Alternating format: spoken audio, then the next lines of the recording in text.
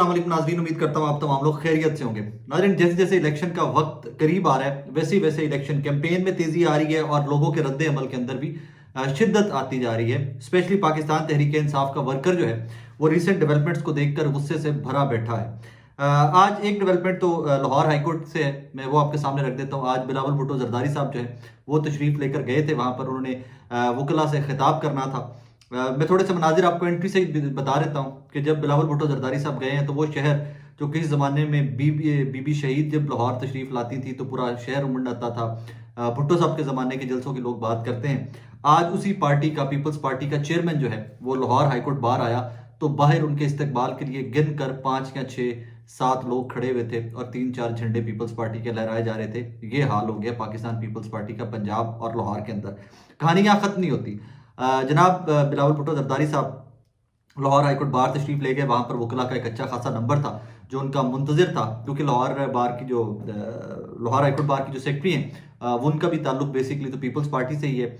और जब बिलावल भुट्टो साहब वहां पर खिताब कर रहे थे तो वहां पर नौजवान वकला की एक बड़ी तादाद, अच्छी खासी तादाद, मतलब कह लीजिए कि half of the hall, even जिस हॉल में खिताब कर रहे थे बार रूम के, वहां पर आधी जो वकला की तादाद थी वो इमरान खान जिंदाबाद और वजीर आजम इमरान खान के नारे लगा रही थी। और यही वजह है कि फिर वहाँ पर बार की इंतज़ामिया ने और जो इस सारे इवेंट के मुंतजमीन थे उन लोगों ने पीपल्स पार्टी के तराने जो है वो ऊंची आवाज़ में स्पीकर पर लगा दिए हैं। और अजीब सा मंजर होगा ऑब्वियसली, जो लोग वहाँ पर थे, मैं तो नहीं था वहाँ पर, मैं होता तो उसको ज़रा ज़्यादा बेहतर तरीके से रिपोर्ट कर सकता या डायरेक्टली वीडियोज़ बनाकर आप तक पहुँचा सकता।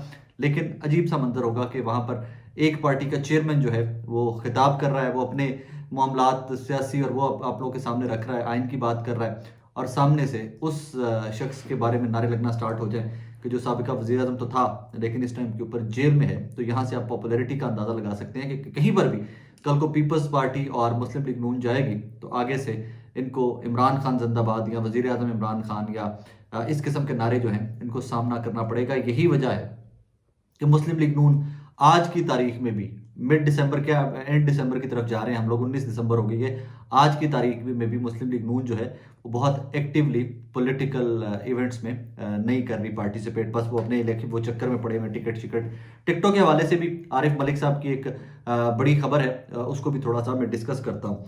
आगे चलिए तो उस्मान डार साहब के घर के ऊपर रात को जो हुआ वो एक नेशनल न्यूज़ बनी।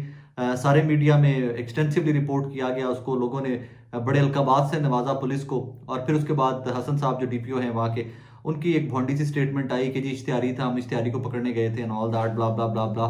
कहीं पर भी ये इनकार नहीं किया कि हम नहीं गए, हमने दरवाजे नहीं तोड़े। और फिर जो वीडियोज आई हैं उस्मान डार साहब के घर से बच्चों के चीखने की, बच्चों के तरले करने की, 6 साल बच्चा तरले कर रहे हैं उमर डार और उस्मान डार के घर से पुलिस वालों को कि अंकल आप प्लीज़ यहाँ से चले जाएं। औरतें आप भाई बहन करके बात कर रही हैं सारे अफसरान से, और जो खातून वो कोई आगे से थी पुलिस वाली, जो भी एक आधी थी कोई साथ, वो भी आगे से बड़ी बदतमीजी से रूडली बात कर रही हैं। वो ऑडियोज आई हैं, यकीन मानिए सुनकर दिल दहल जाता है। उसके बाद उस्मान डार साहब ने बाकायदा ऐलान भी कर दिया आज कि वो अपनी वालिदा की campaign in days to come खुद रन करेंगे ख्वाजा आसिफ साहब के मुकाबले के ऊपर। And I am sure, pretty sure कि उनका टिकट पाकिस्तान तहरीक इंसाफ का ही होगा, उस्मान डार साहब, उमर डार साहब की वालिदा का। यहाँ पर कहानी खत्म नहीं हुई। Excuse me. इबाद फारूक साहब पाकिस्तान तहरीक इंसाफ के एमपीए के उम्मीदवार थे लाहौर के एक हल्के से। इबाद फारूक साहब बार बार खबरों में आते रहते हैं। रीज़न ये कि जिस तरह माजी में वो कैंपेन बड़ी एग्रेसिव करते थे तब खबरों में आते रहे। 9 मई के बाद फिर जब उनके बच्चे वाला वाक़या आया तो फिर लाखों दिल टूटे और लाखों लोगों की दुआएं जो थी उस ख़ानदान के साथ थी। इबाद डार साहब गिरफ्तार हैं, कस्टडी में हैं, ट्रायल का सामना कर रहे हैं, लेकिन आज फिर एक वीडियो सर्फिस हुई है कि उनके घर के ऊपर भी रेड कर दिया गया है। मैं सिर्फ कुछ कड़ियाँ आपको जोड़ कर दे रहा हूँ कि पाकिस्तान तहरीक इंसाफ को लेकर मजीद सख्ती हो गई है, मजीद मामलात जो हैं वो गंभीर होते जा रहे हैं। इसी के साथ एक और कड़ी मिला लीजिए कि मैंने एक व्लॉग में आपको कहा था मेरी मुलाकात हुई थी डॉक्टर यास्मीन राशिद साहिबा से।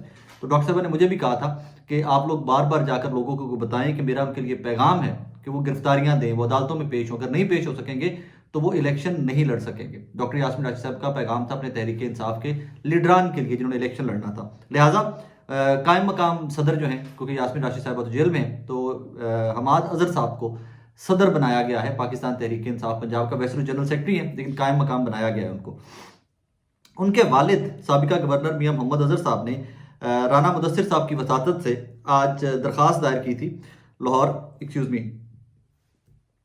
सॉरी, साबिका गवर्नर मियां मोहम्मद अजहर साहब ने, राना मुदस्सिर साहब एक बड़े अच्छे वकील हैं, पाकिस्तान तहरीक इंसाफ के बड़े बड़े केसेस वही देख रहे हैं, तो उनके वसातत से दरख्वास्त दायर की थी लाहौर हाई कोर्ट में कि जनाब वाला तमाम इदारों से पूछा जाए कि मैं किन किन केसेस में मतलूब हूँ या फर्दर जो हिरासा करने से रोका जाए, ब्ला ब्ला ब्ला ब्ला।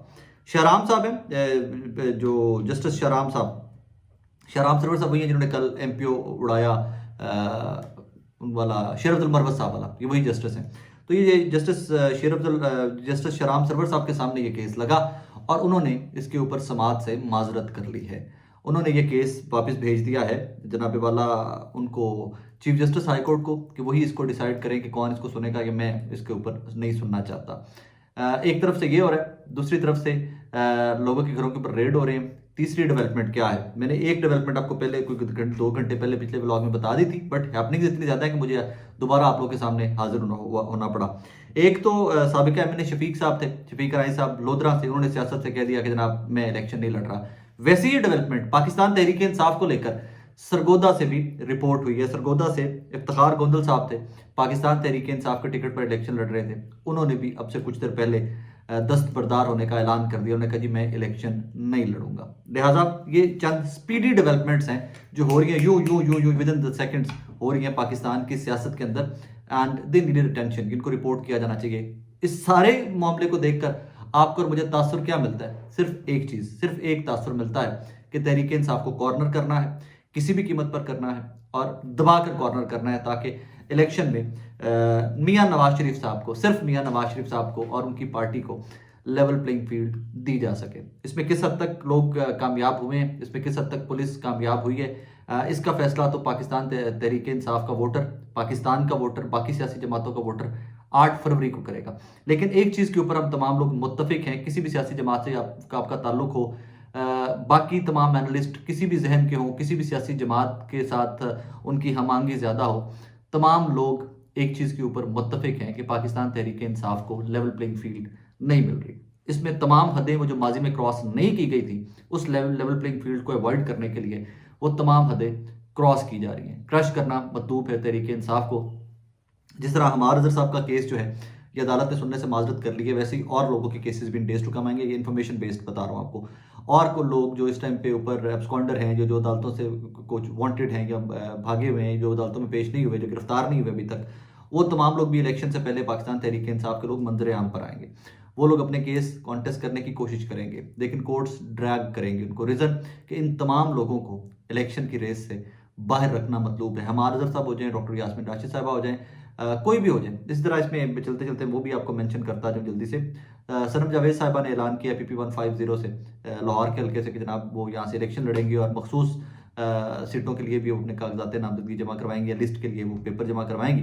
तो उनके वालिद ने, हमारे दोस्त हैं तारिक मतीन साहब, उनसे फ़ोन करते हुए उनको कहीं बताया कि जी वो पेपर जमा करवाना चाहते हैं, लेकिन सरकारी अमला जो है वो उनके पेपर ले नहीं रहा है। एक दफ्तर से दूसरे दफ्तर, दूसरे दफ्तर से तीसरे दफ्तर भेजा जा रहा है।